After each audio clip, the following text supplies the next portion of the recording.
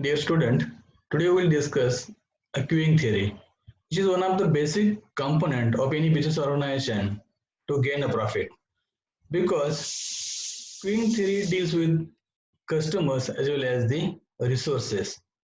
Because if the customer is satisfied, if he don't need to wait to avail the services, then he may reuse the same service.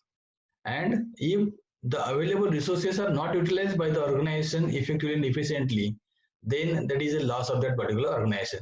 So we will see how queuing theory will help for business organization as well as customers. In that's why this queuing theory is also one of the best component of any business organization. We will see in detail.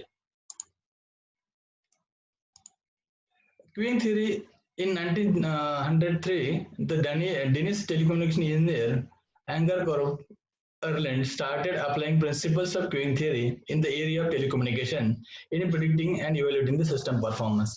So the basic motto of the motto of this queuing theory was to evaluate the system performance, whether how the systems is handling the situations. For that purpose, this engineer has developed the queuing theory. Queuing theory is a mathematical study of waiting lines and queues or queues. The members who are waiting to avail the services, that lines are called as waiting lines or also termed as queues. Queuing theory is used to make business decisions to determine the balance between cost of offering the services and cost incurred due to delay in offering services. So if you are offering services effectively and efficiently, then you can earn more profit, you can say. But if you are delaying to offer the services, then your customers may not wait to avail the services. He may leave the queue, he may leave your business. So in that is a loss of that particular your organizations. There are a number of applications of queuing theory. Queuing theory is used at different locations. There are different, you can say, applications. Like queuing theory is used in manufacturing units. They are used for scheduling the jobs, for production control, for inventory management purpose, ATM machines, airports, supermarkets. There are a number of different locations where we are apply the queuing theory. The basic motto of this queuing theory is to improve the customer satisfaction, because customer is the soul of any business organization. And if that particular organization fails to satisfy the customer by services, by products, and some other we can say parameters, then the organization may suffer from very big loss. So to satisfy the customer by providing quick services, you have to maintain proper systems, and this mechanism is handled properly in this queuing theory. In the queuing theory, they have made some assumptions. The first assumption is that the customer arrive for service at a single service facility at random according to Poisson distribution with mean arrival rate, lambda. Means what? To avail the services, it is assumed that customers comes within system at fixed interval, and that fixed interval is shown with the help of symbol lambda. This is the first assumption used in queuing model. The second assumption is that the service time has exponentially distributed distributions with the mean service rate mu. Service time is nothing but time required to give service to for a single customer, and that is represented with the symbol mu. That is assume that that time is exponential distribution of mean service rate.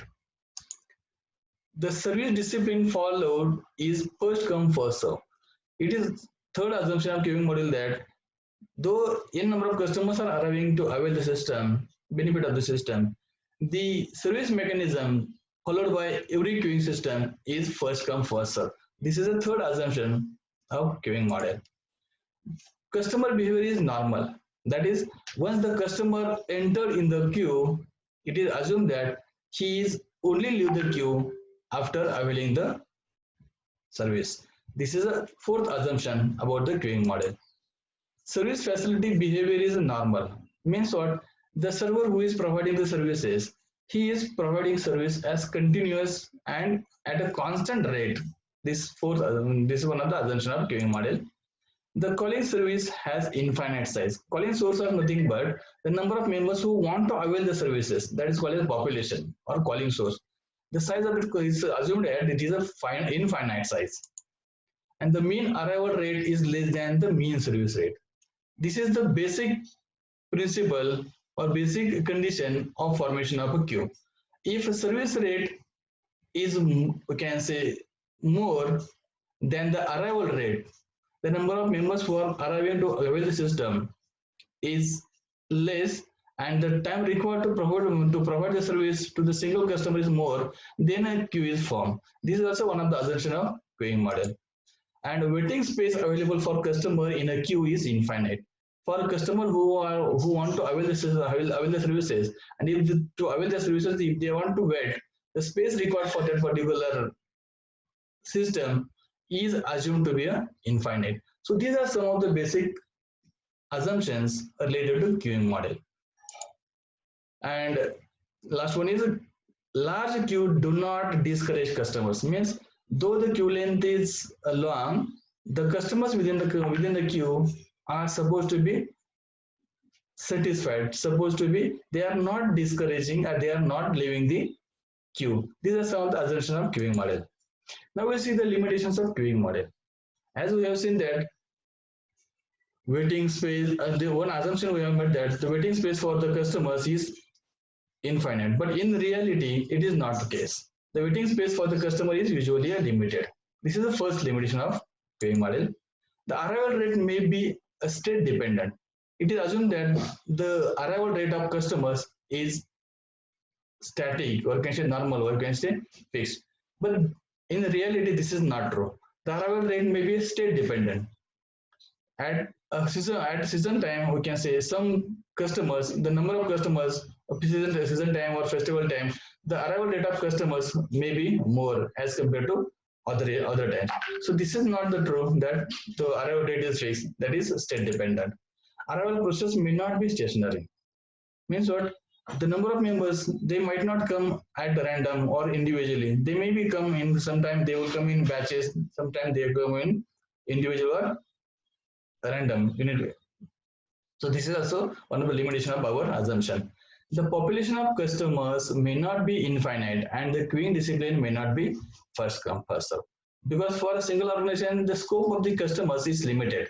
So you cannot say the infinite source is available for the particular system. This is also one limitation, and every time it is not possible to maintain the same discipline of queuing discipline, that is first come first serve. On the basis of some priorities, on the basis of some deadlines, you have to change the queuing discipline to give the service for the customers.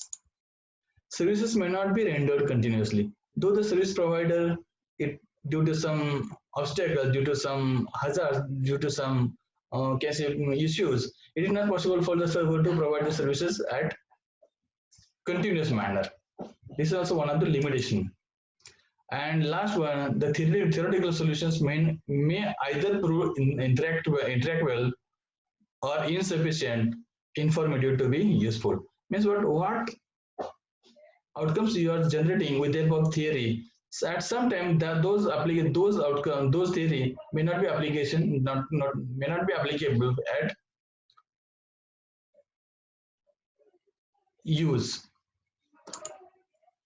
We'll see different types of costs that are involved. The first cost of queuing model is cost of waiting customers. Means what? When a customer waits to avail the particular service, then there is a possibility that some customer may quit from that particular waiting line, and so that is nothing but a loss of business customer, because the customer thinks, if the customer realize that to get that particular service it requires more time, then he may change a shop, he may change the another, he may change the another service provider. So such type of loss is called as indirect cost. And other is that idle equipment or person. Means if the service provider is idle, if there is no queue, if there is no any customer who is going who is availing the service, then that is also one of the loss. That is idle equipment or idle person who is providing service. That is a loss. That is called as cost of waiting customers. That is one of the direct cost. The second one is the cost of ideal service facilities. Means what? Ideal service facilities is a payment to be made to the servers for the period for which they remain idle. Though the server is idle, though the service provider is idle, that is a loss of that particular organization, because within that period they are not earning any profit, they are not getting any business.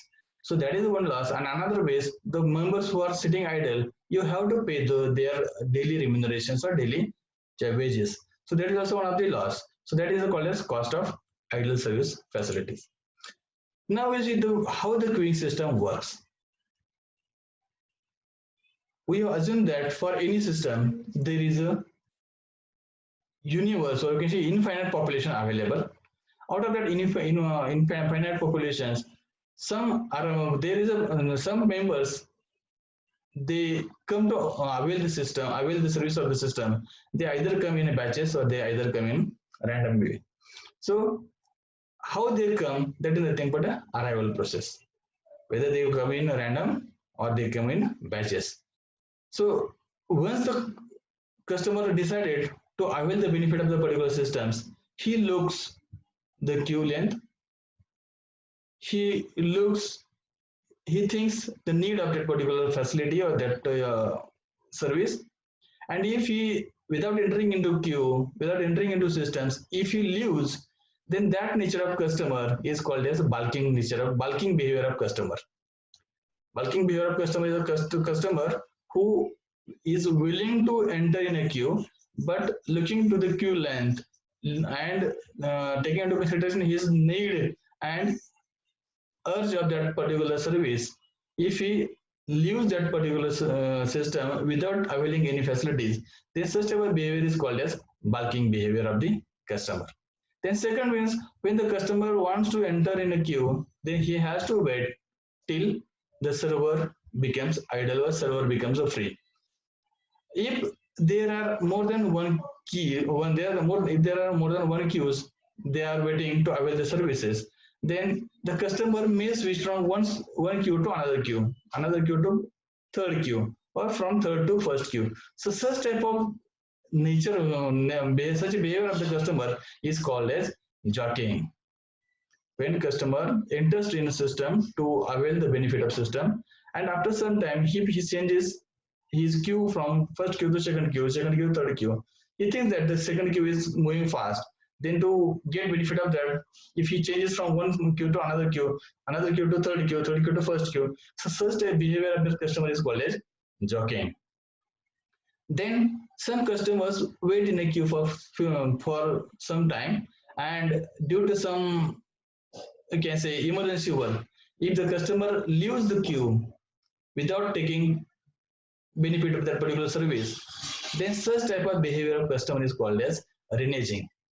So reneging is a behavior of customer when customer enters in a queue, wait for some time, and without availing the services of that particular server, if he leaves the system, then that behavior is called as reneging of the customer.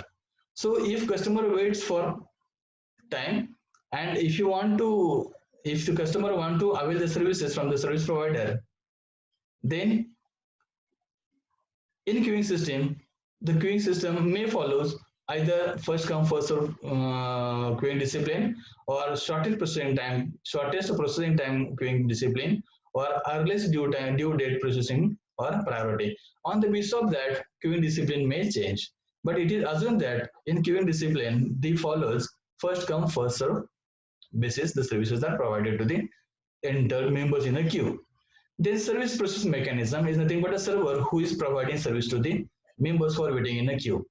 Service process mechanism either may be a single queue, single server phase, or single phase. A single queue is maintained and single server or single step is they have to follow. Then such type of queuing mechanism is called as single queue, single server phases. Second one is single queue, multiple server phases. So in this case, the single queue is formed, but the member who is entering for availing the services, he has to follow multiple phases or multiple servers. Second is multiple queue, single server or single phase. Here the queue is there are more than one queues, but the server is a single server, he provides the services to all members who are in multiple queues. And last one is a multiple queue, multiple server. In this case, multiple members, they forms a multiple queues, and when they enter in the service, the person has to visit at multiple servers or multiple phase to get complete the particular work. So in this case, when a person enters in a queue and complete his service, then up to, then the whole that system is called as queuing system. Person enter in a queue and till he went from availing that from the system to after availing the services is called as system time or whole queuing system. Now we see different notations and formulas used in queuing model or queuing system. The first one, number of customers in a system, that is represented with the help of symbol small n. So here you have to take into consideration the word system. System means what? The members, the customer who is waiting in a queue, as well as the member who is availing the service. So all these members are called as customers in system. Getting system customers who are waiting in a queue to get benefit of that particular service, plus the member who is actually under processing, who is availing this service. So all the customers are called as number of customers in system.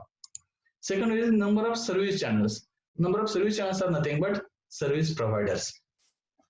How many servers, how many service channels are there? That is represented with the symbol yes. Max number of customers allowed in systems. For a particular system, what is the maximum capacity of that system? He can handle, he can give services to the customers. That is represented with the help of symbol capital N. That is maximum number of customers allowed in a system to avail the service. Average customer arrival rate in a system. So what is the rate in which the customers arrive in a system to get services from the server? That is represented with the help of symbol lambda. Lambda is nothing but average customer arrival rate. Arrival rate in queuing system is represented with the help of symbol lambda. Next one is average service rate per unit time is equal to mu. Means what? For a single person to provide the services, what is the time required? That time is represented with the help of symbol mu. Okay, so that is average service time. Average service time is nothing but average time required to give services for a single customer.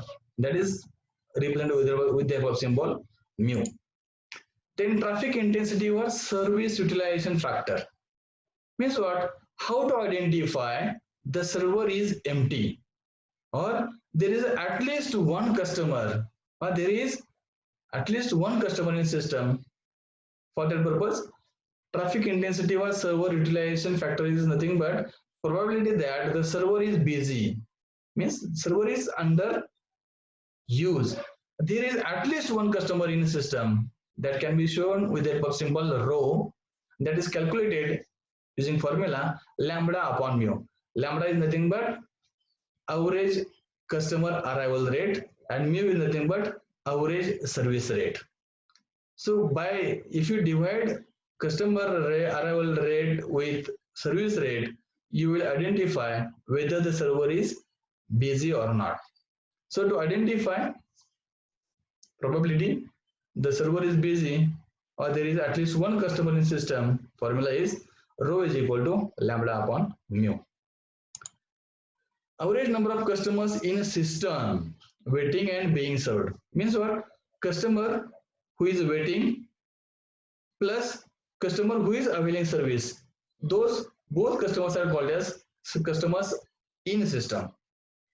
Customer who is waiting in a queue plus customer who is availing the benefit of that particular service, both are called as system customers.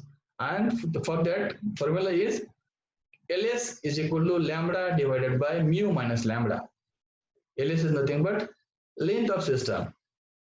Length of systems, that is number of members in a system is equal to lambda is nothing but arrival rate divided by service rates minus arrival rate, mu minus lambda. Then next, average number of customers waiting in a queue. Here we are taking only members who are in a queue. We are not taking into consideration the member who is availing the service. So only members who are waiting in a queue. To calculate that queue length, how many customers available in that queue, formula is LQ is equal to lambda square divided by mu into bracket mu minus lambda. Lambda square divided by mu into bracket mu minus lambda. Or if you are having value of LS, L is nothing but total number of members in a system, that is LS, then we can identify the number of customers waiting in a queue. That is, for that formula is LQ is equal to LS minus lambda upon mu. LS minus lambda upon mu. On the basis of that, you can identify how many customers are in a queue. If you want to check how many customers in a system means waiting in a queue plus a customer who is actually under process, under service. Both customers are treated as a system customers. Then next formula is average expected time a customer waits or spends in a system being served. Means what? The customer who is waiting in a system in a queue plus the customer waits to avail the particular service, that is called as average time a customer spends in a system.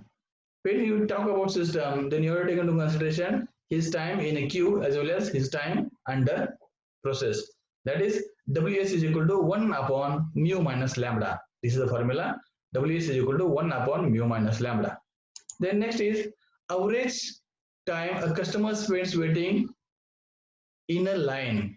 Here what we are doing and thinking, we are taking only consideration is waiting time in a queue. We are ignoring the time when he is availing the services. So if you want to calculate what is the average time required for a single customer in a queue, for that formula is WQ is equal to lambda upon mu into bracket mu minus lambda. Or if you have calculated the system time, then formula is WQ is equal to WS minus 1 upon mu. Using this formula, you can easily calculate what is expected time or what is average time a customer spends in waiting or in a queue. Then probability no customers in system or system is idle. If you want to identify what is the probability that the queue is empty, there is no member in a system, either in a queue, either in a under a service. That is called as whole system. There is no any customer or system is idle. To identify that probability, the formula is P0. P0 is the probability, the probability that the server is idle is equal to 1 minus rho. Rho we already calculated. Rho is nothing but probability that the server is busy. Server is busy. We have calculated with the help of formula. Rho is equal to lambda upon mu. So we can use either this formula P0 is equal to 1 minus rho or P0 is equal to 1 minus lambda upon mu. With the help of that, we can identify whether the system is what is the probability that there is no customer in a system or system is idle. Then next is probability that n customers in a system being served and waiting in a queue. So for a particular system, what is probability that there is a n number of customers, they are in a system who are either waiting or under process. For that purpose, or the formula is P of n is equal to P0 into bracket lambda upon mu raised to n. Means what? Suppose you want to calculate, you want to identify what is probability that there is a 10 customers in a system. For that, what is formula? P of 10 is equal to P0 into lambda upon mu raised to 10. So after calculating that, you can easily identify what is the probability. We will see mathematically, we will see example how to calculate the probability and all this thing in second lecture. The next is probability that the queue length or number of customers exceeds K. Means what? Means what? In your systems, you want to identify the probability that there are more than 10 customers in a system. There are more than 10 customers. For length of queue, we are not taking into consideration the system. Queue means the only members who are waiting for service. Not a single member from that queue has availed any benefit of the server. So member who are waiting to get benefit of the service is called as queue. So if you want to check the probability that the queue length is more than 10, here we are not taking the service providers as a member of the queue. So for that formula is P of n greater than k. N is nothing but total number of members in a system. K is nothing but what probability you want to check. If in this case I want to check whether the queue length is more than 10 members or not. So value of k is 10 is equal to lambda upon mu raised to k plus 1. Lambda upon mu raised to k plus 1. This gives you probability value that checks whether the queue length is more than k or not. Okay. Next, average or expected number of customers in a queue. That is queue length. What is the queue length? If you want to calculate what is the average number of customers in a queue, average number of customers in a queue, for that formula is LW is equal to mu upon mu minus lambda. Mu is nothing but service rate and lambda is nothing but arrival rate. These values, if you are knowing, then you can easily identify how many customers are in a queue. And the last formula is probability that the waiting time is more than T. So the customer may wait either in a queue, the customer may wait in a system. If you are considering system, then you have to take into consideration his waiting time in a queue as well as under service. Okay, and for that, if you want to calculate the probability that waiting time is more than T in the system, then formula is e raised to minus lambda minus u raised to T. Sorry, e raised to minus lambda minus e raised to minus mu minus lambda into T. With the help of that, you can easily identify what is the probability that the waiting time in a system is more than T. Likewise, if you want to calculate what is the probability of waiting time which is more than T in a queue, the formula is lambda upon mu into e raised to minus mu minus lambda into T.